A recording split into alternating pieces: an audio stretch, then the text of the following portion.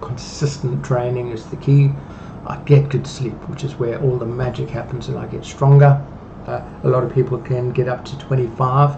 I have a day job. I also coach people at the same time, so we do the volume that fits into my lifestyle. So we'll chat around extra Himalaya. Been asked what my training plan looks like. We are 3.5 months away from race day. It's a hilly race, clearly in Nepal. There's no such thing as a flat.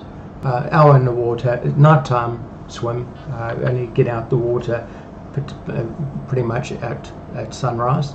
Certainly my normal training around that, probably 3 to 4 swims a week, totaling around 12 to 15 kilometers. Then we move on to the bike. The bike's really hilly. There's 3 climbs of over 20 kilometers long, and basically 1,000 meter of elevation in each of those. On the bike, there's around about 4,000 meters in elevation in climbing. If you think of Dubai, the tallest building, the Burj Khalifa, that is 840. So the elevation climbed on the bike is 5 times the height of the Burj Khalifa. That's over and above, obviously, the 160 kilometers distance you need to ride. So a lot of hills, a lot of grounds. Training and preparation for that is lots of hills. Where I live, there's no real long climbs. We do have some hills, some steeper hills to practice on, but long climbs are not many. So I'll be doing a lot of repeats.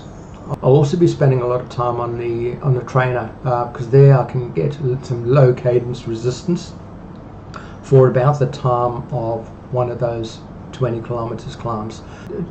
Probably a little bit less than half my training volume will be on the bike, but in terms of the last time I did it 2 years ago, certainly a lot more hill riding and probably a little bit more distance in my riding as well, so a bit more load, so I can get off the bike relatively fresh and ready for the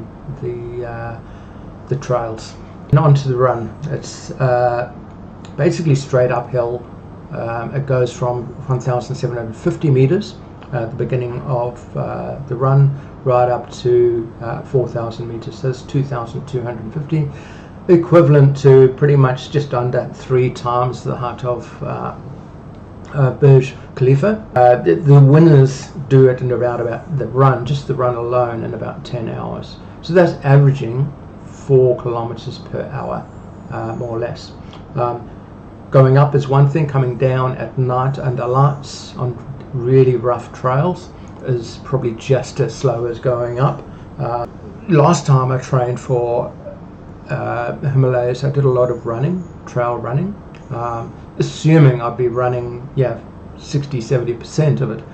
In reality, I'll probably be running 10 to 20% of that, and that is the norm for that race. In terms of the breakdown of the training, normally for an Ironman or an ultra triathlon, you spend at least half the amount of time on the bike, and a smaller amount on the swim, but and the run making up the difference.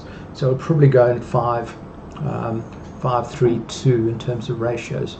50% on the bike, 30% on run, and 2% on swimming. That's how you break up for an Ironman. Generally I stagger my training, so week 1 I'll be doing 17 hours of training in total in terms of volume. The following week will be 14.5 hours. So next week will be 13 hours, and then a really low week in terms of recovery for 9 hours, and then back to the 17 hours. Getting a 4-week cycle of heavy load through to recovery. All of this is built in terms of I have my target volumes. What I do on each day is a little bit more intuitive. Depends on how I feel as to where I put in the long rides, where I put in the high intensity strength rides, etc. I have a basic plan, but I also just map that to actually how I'm feeling on each day.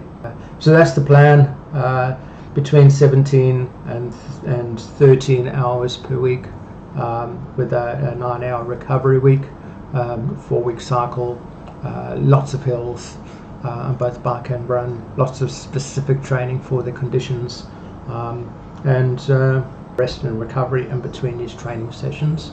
When it comes real close, I'll probably have to compromise on a couple of those other elements, but the people around me will know exactly what's happening. So anyway, I hope this was interesting. It does apply to the bigger races and ultras. Shorter races is a little bit more flexible and potentially a little bit more targeted. But when we go big, we have to do things a little bit differently. Thanks for listening. Have a great day.